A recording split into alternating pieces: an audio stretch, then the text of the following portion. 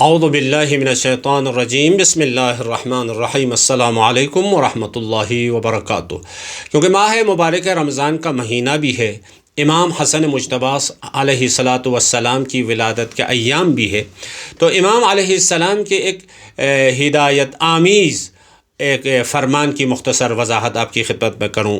امام علیہ السلام فرماتے ہیں ہلاک المرء فی ثلاث، تمام انسانوں کی ہلاکت، تمام انسانوں کی بربادی، تمام انسانوں کی تباہی کے آپ اگر تحقیق کریں گے، آپ جستجو کریں گے، ان کے علل و اسباب کو سمجھنے کی کوشش کریں گے تو تین چیزیں آپ کو نظر آئے گی۔ فی ثلاث الکبر والحرص والحسد۔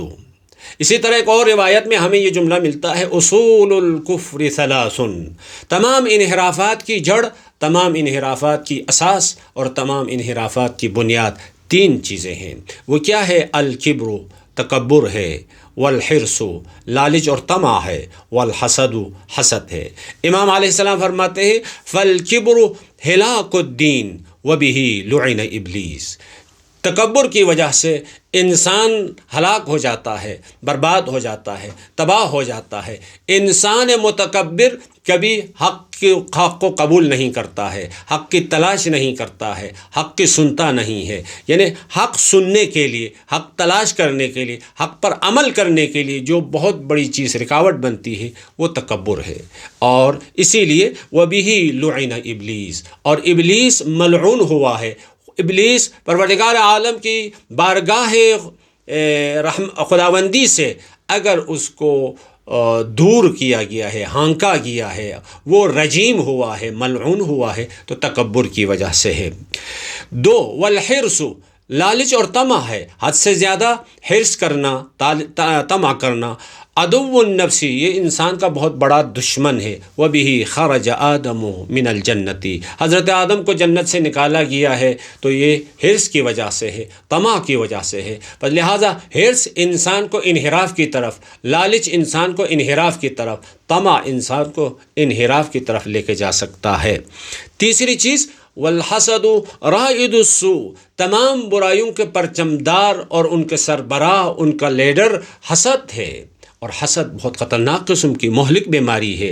وَمِنْهُ قَتَلَ قابیل حابیل، تاریخ بشر میں سب سے پہلا قتل کا جو واقعہ ہوا ہے، جس نے حضرت حابیل کو قتل کیا، حسد کی وجہ سے قتل ہوا ہے۔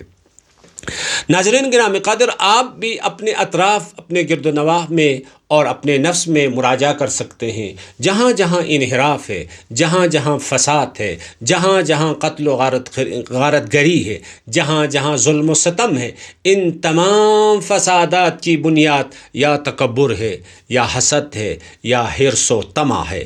لہٰذا ماہ مبارک رمضان بہت بڑی غنیمت ہے اور بہت بڑی سعادت کا مہینہ ہے۔ اس مہینے میں انسان اپنے نفس سے، اپنی جان سے، اپنے دل سے تکبر کی بیماری کو، حسد کی بیماری کو، طمع اور لالچ کی بیماری کو ہم ختم کر سکتے ہیں۔ ماہ مبارک رمضان ایک انقلابی مہینہ ہے، ایک ایسی عبادت ہے جس میں انقلاب لانا چاہتا ہے۔ انقلاب کیسے؟ اس روزے کے ذریعے سے، اس مہینے کے ذریعے سے، اس عبادت کے ذریعے سے انسان اپنے نفس کے اندر جو تکبر ہے، جو خودخواہی ہے، جو طمع ہے، جو لالچ ہے، جو حسد ہے، اگر انسان ان بیماریوں کو ختم کرنے میں کامیاب ہو گیا تو سمجھ لیں یہ انسان ہمیشہ کے لیے کامیاب ہوگا۔